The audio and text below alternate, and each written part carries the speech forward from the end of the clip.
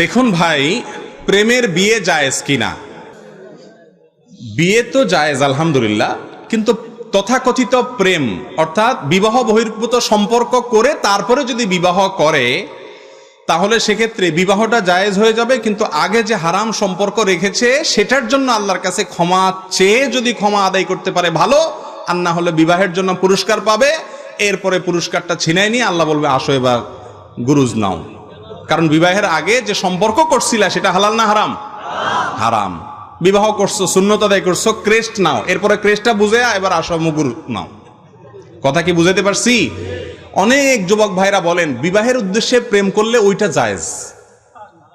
অর্থাৎ আজকাল তো বেশিরভাগ এই এমনি তো প্রেম জিনিসটাই একটা চিটারি, এটা শয়তানের একটা ভুয়া জিনিস। যুবকদের যৌবন বয়সের ভ্রম, নষ্টামি, এগুলো প্রাপ্তবয়স্ক মানুষের প্রেমের কথা বললেও সে হাসবে, কারণ সে জানে এটা যুবক বয়সের একটা পাগলামি। তো শয়তানের অস্ত্র, এই অস্ত্র দিয়ে শয়তান যুবকদেরকে নষ্ট করে। তো যুবকদেরকে শয়তান আবার মাসালা ডেলিভারি করে এরকম যে বেটা, বেশিরভাগ তথাকথিত অবৈধ প্রেম তো আজকাল সব 2 নম্বরই, এগুলো বিয়ের নিয়তে একটাও করে না, সব বদমাইশের নিয়তেই করে। তুই খালেস নিয়তে বিয়ের নিয়তে করলে তোরটা জায়েজ হবে।